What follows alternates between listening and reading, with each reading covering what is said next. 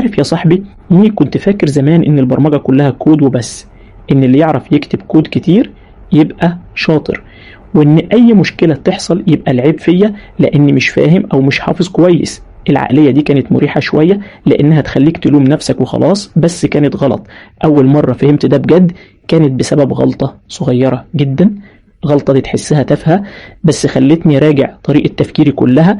كنت شغال على مشروع صغير مش حاجة كبيرة، مجرد تجربة، صفحة HTML البسيطة فيها صورة واحدة. كتبت الكود، بصيت عليه، قلت تمام الكود سليم 100%. فتحت الصفحة، يا الصورة مش ظاهرة.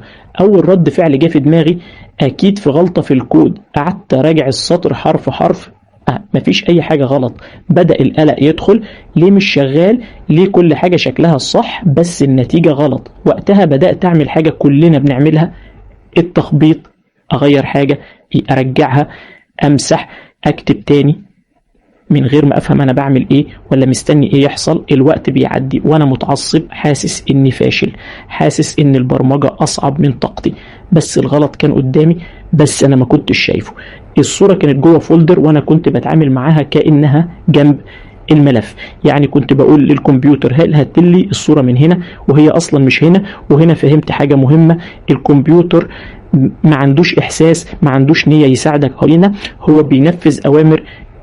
لو الأمر غلط النتيجة هتطلع غلط حتى لو الكود شكله صح. أول ما فهمت ده حسيت بحاجة غريبة، خليط بين ضحك وغضب وارتياح. ضحك على نفسي، غضب ضيعت وقت، ارتياح فهمت حاجة مهمة. البرمجة مش حرب مع الكود، البرمجة حوار بينك وبين الجهاز.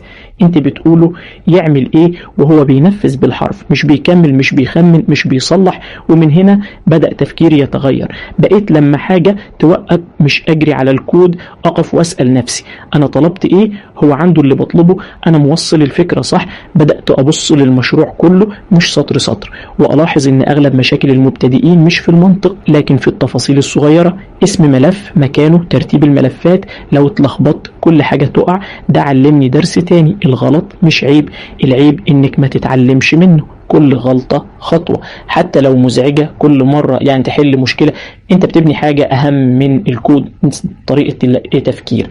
بعدها بدأت الاحظ حاجات تانية، ان المبرمج مش بس اللي يحل مشكلة، المهم كمان يعرف ازاي يسأل الاسئلة الصح. يسأل نفسه انا بطلب ايه بالظبط، ليه ده مش شغال، ايه سبب المشكلة.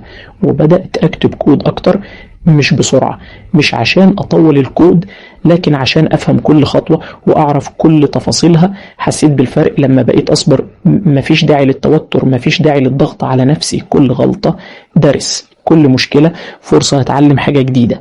واكتشفت كمان حاجة حلوة، ان البرمجة رحلة مش سباق. مش مهم مين يخلص الاول، المهم تتعلم وتمشي خطوة خطوة. الرحلة دي مش سهلة، هتقابل مشاكل صغيرة كبيرة غريبة، هتحس احيانا ان كل الناس فاهمة الا انت. ده طبيعي، احنا كلنا عدينا ده. الفرق بين اللي كمل واللي ساب مش الذكاء، مش اللغة، مش الجهاز. اللي كمل كان فاهم ان كل غلطة مش نهاية، ده بداية فهم جديد. كان بيصبر على الغلطات الصغيرة ويتعلم منها واحدة واحدة. ولو اي حد مبتدئ حاسس انه تايه، متقلقش، الخطوات الصغيرة اللي هتاخدها دلوقتي هتفرق معاك بعد كده كتير. كل خطوة تتحل فيها مشكلة حتى لو بسيطة انت بتبني قاعدة صلبة لمستقبل البرمجة بتاعك. واهم حاجة اتعلمتها، ما تهاجمش نفسك لما حاجة ما تشتغلش، ما تهاجمش الكود، اهدأ، فكر، اسأل الأسئلة الصح وابدأ تحل المشكلة واحدة واحدة. البرمجة رحلة، كل غلطة فيها بتقربك شوية، وكل مرة تتغلب على مشكلة انت مش بس بتحل كود، انت بتبني طريقة تفكير جديدة بتخلي نفسك مستعد لحل مشاكل أكبر أسرع وبدون توتر. فخلي بالك، كل غلطة هتقع فيها مش نهاية، ده درس، وكل درس بياخدك خطوة لقدام. حتى لو غلطة صغيرة، حتى لو مزعجة، كل مرة هتتعلم أكتر وهتبني نفسك كمبرمج حقيقي.